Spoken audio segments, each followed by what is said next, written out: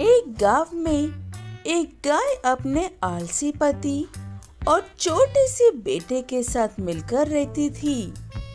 गाय का बेटा हमेशा घास खाने से रोता था और फल खाने की जिद करता था। आज उसका जन्मदिन है।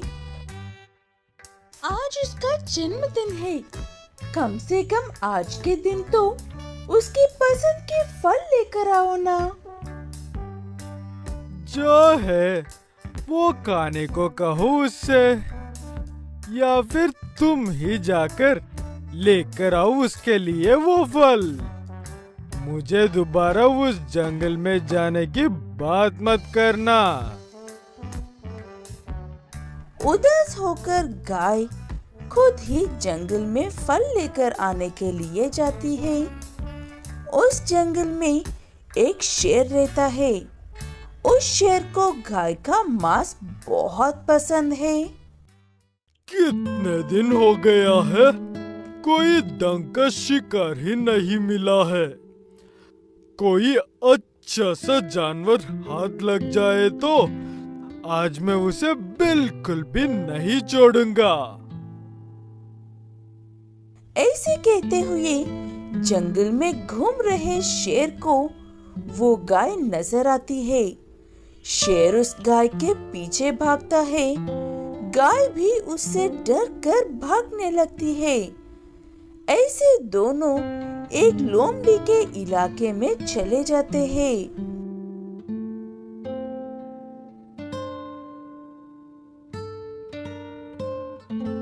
चुपचाप यहाँ से चले जाओ शेर, ये अब मेरे इलाका में है और मेरा भोजन है। इतनी दूर से भगाकर तुम्हारे लिए नहीं लेकर आया था, समझे? अब हट जाओ मेरे रास्ते से, इससे पहले कि मैं तुम्हें भी खा जाऊं। आप दोनों शांत होकर एक बार मेरी बात सुनिए। मैं यहाँ पर सिर्फ अपने बच्चे के जन्मदिन पर फल लेने के लिए आई थी। दया करके मुझे जाने दीजिए, मैं गर्भवती हूँ।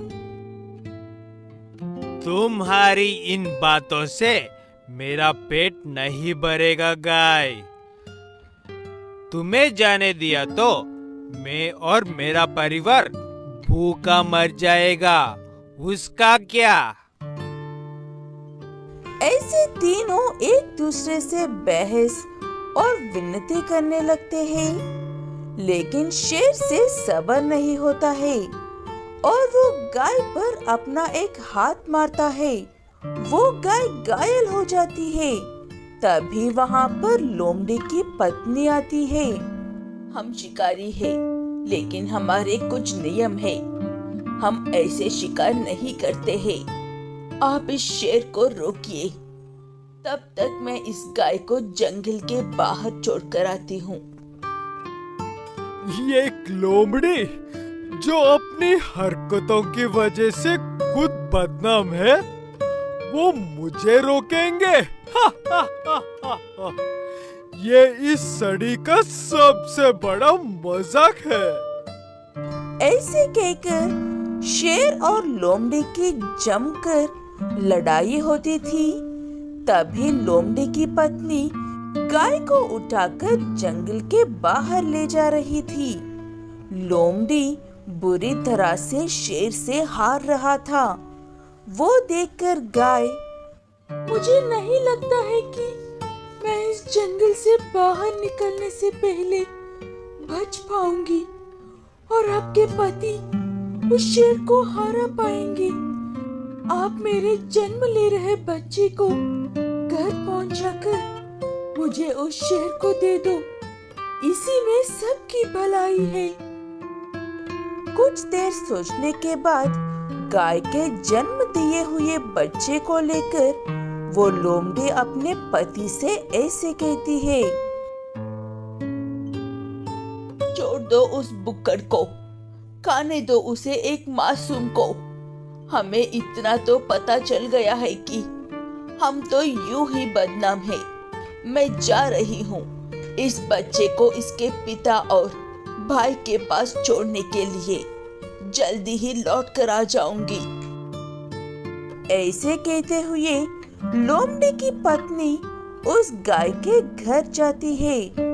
घर की ओर एक लोमड़ी को आते हुए देखकर गाय का पति डर जाता है और उसे वहां से भागने के अलावा और कुछ भी समझ में नहीं आता है।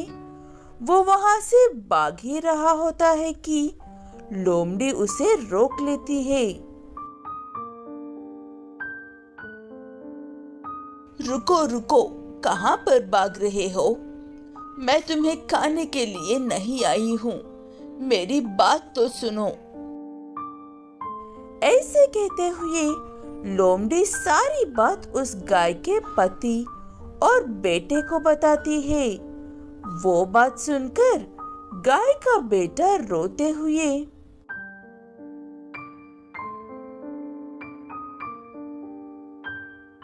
ये सब मेरी ही गलती है मौसी जी। मैं ही हमेशा जिद करता था कि मुझे फल चाहिए। अगर मैं ऐसा नहीं कहता तो आज माँ जिंदा होती। नहीं बेटा, गलती मेरी है।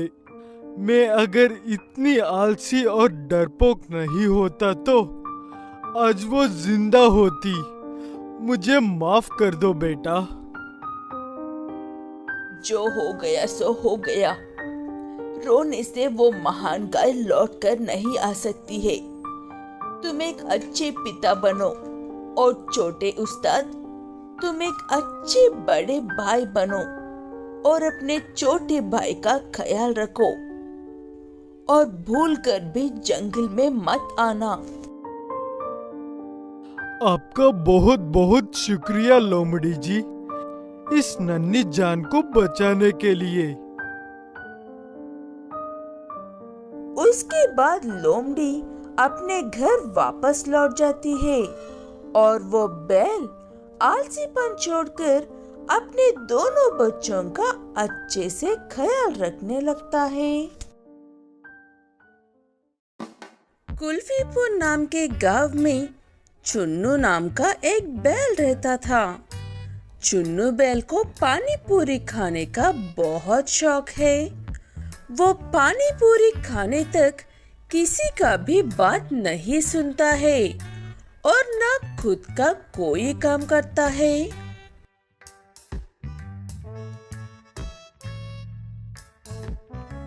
चुन्नू बेटा, पिताजी को ये टिफिन खेत में देकर आ जा। वो सुबह से भूखे खेत में अकेले काम कर रहे हैं। हाँ, लेकिन उन्हें टिफिन देने से पहले मुझे पानी पूरी चाहिए।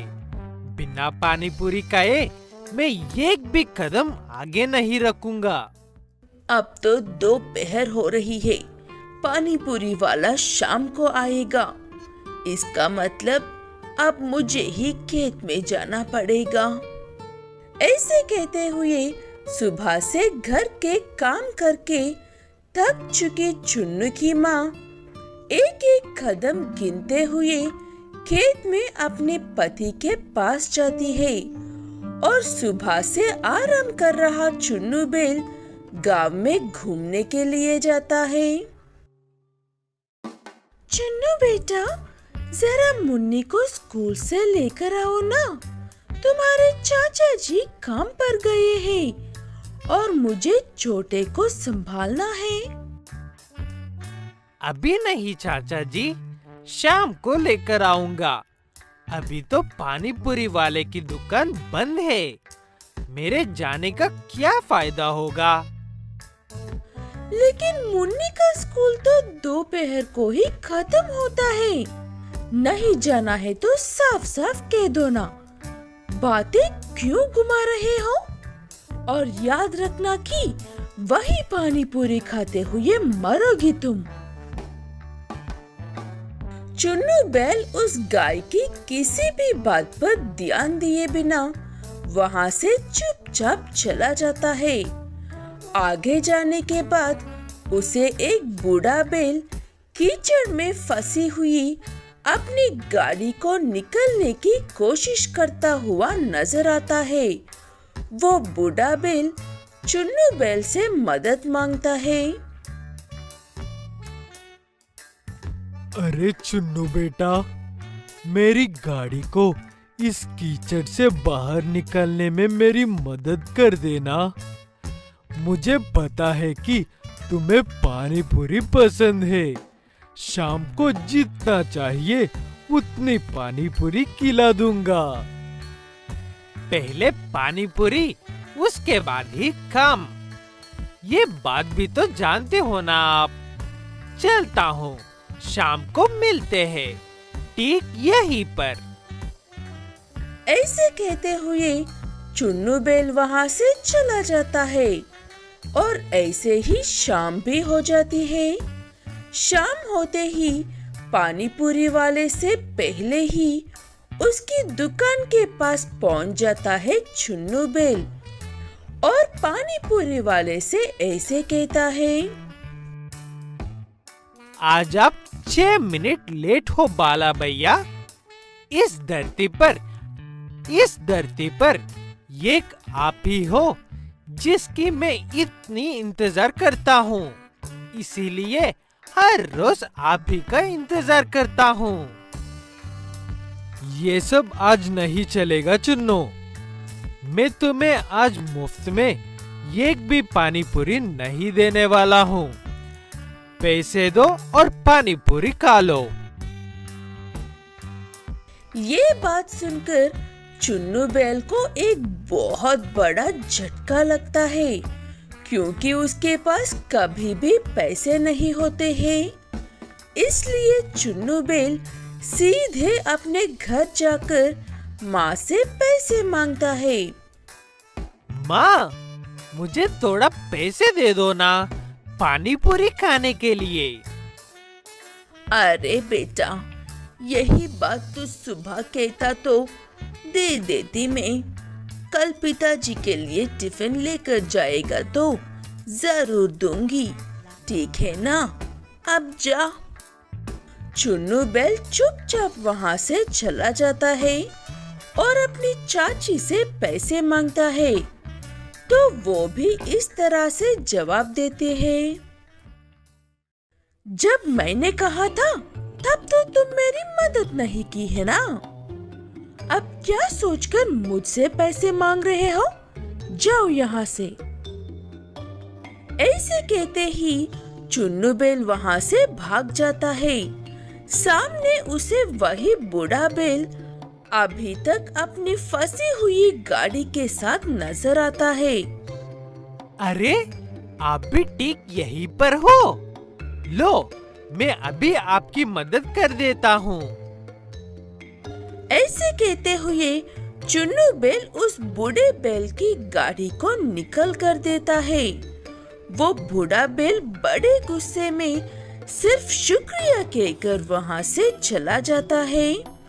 आखिर में चुन्नू बैल को उस दिन खाने के लिए पानी पूरी ही नहीं मिलती है। तब उसे ये बात समझ में आती है। हमें लोगों की मदद करनी चाहिए जब उन्हें जरूरत होती है, तब नहीं जब हमें उनकी जरूरत हो।